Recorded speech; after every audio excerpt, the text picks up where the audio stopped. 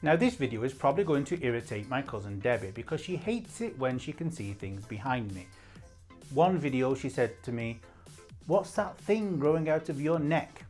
Well, it was actually a plug socket because in my apartment in Milan, for some reason, there are plug sockets halfway up the wall. Now I understand they're not on the floor in case there's a flood, but halfway up the wall, I would be dead. If the water got that high, I don't think it would be a problem. Today's video, I want to talk about something that people keep saying to me, "Kris, you're obsessed with this, you need to talk about it. All you do is play this, play that, listen to this, listen to that." They're talking about K-pop. Now K-pop is fantastic. It's marvelous. It's wonderful. But there is also a dark side to K-pop. What you see on TV, all those squeaky clean, sexy boys and girls, behind closed doors, are they happy? Well, let's have a look.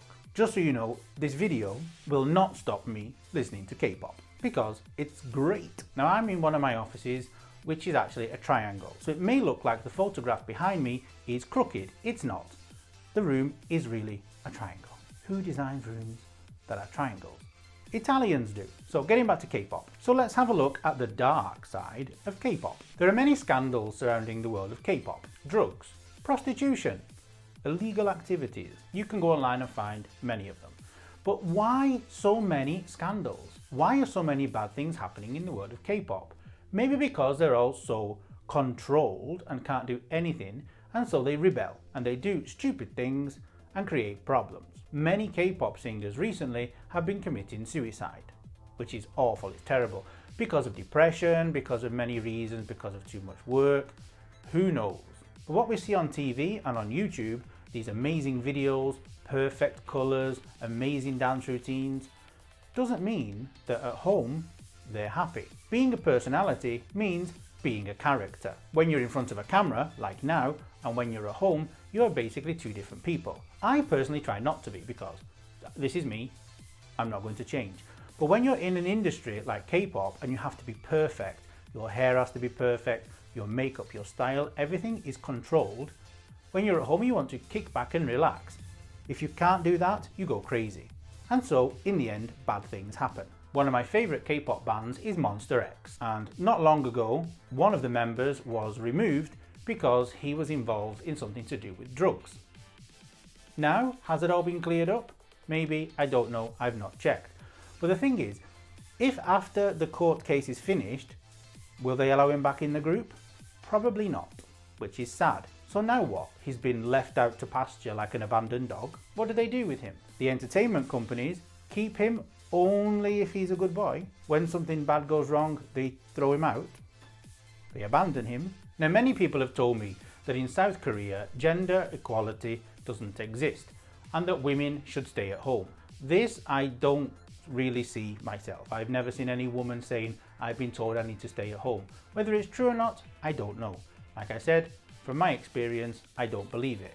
But as well, if you look at the K-pop groups who are all male or all female, all the female ones are half dressed. Also in Japan this happens, not only in Korea. In J-pop this also happens. The men are not half dressed, they're not dancing around in Speedos, so why are the girls wearing belts instead of skirts? To sell more. Now there have been reports of women who have been paid to sleep with powerful men. Businessmen. Businessmen who have significant influence in the industry, in the entertainment world. But this doesn't only happen in K-pop. Okay, people say K-pop has a dark side, but also every industry. I know many people in the entertainment industry, many, all in different countries. Now, none of my friends, as far as I know, have slept their way to the top, as we say in English, slept their way to the top. But I know of people who have. But is it wrong? But my question is, if a person decides to do it, is that okay? I mean, I can't sleep with my boss. I am the boss. And I sleep with myself.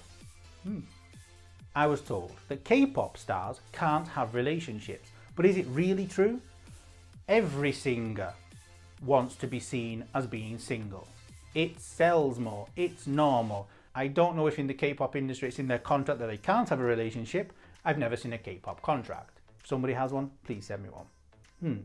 I mean, if you discover that Monsta X all have girlfriends, what does it matter? They still sing well and dance well and dress very, very well. Better than me. No, not better than me.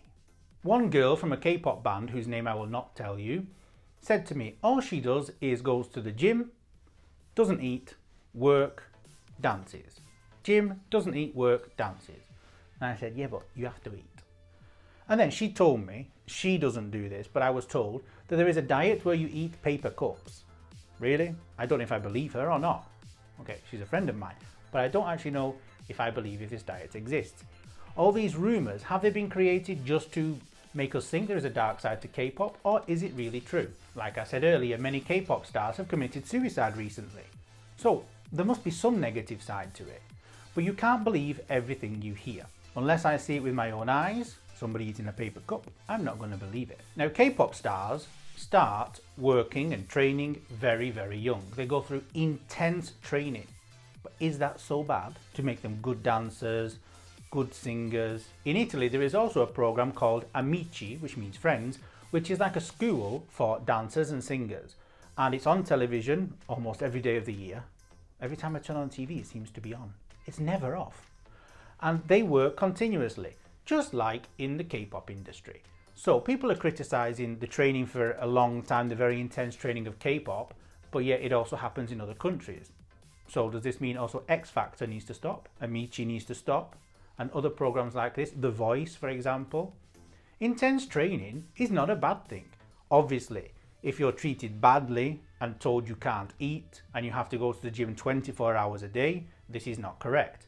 But we can't criticize the training when the training just makes people better. Also, the style of K-pop stars is decided by their managers. What's wrong with that? The managers, the record labels can decide what they wear. Free clothes. I don't see why that's bad.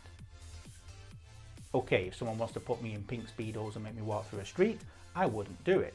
But if someone says to me, please wear this and this in a video, why not?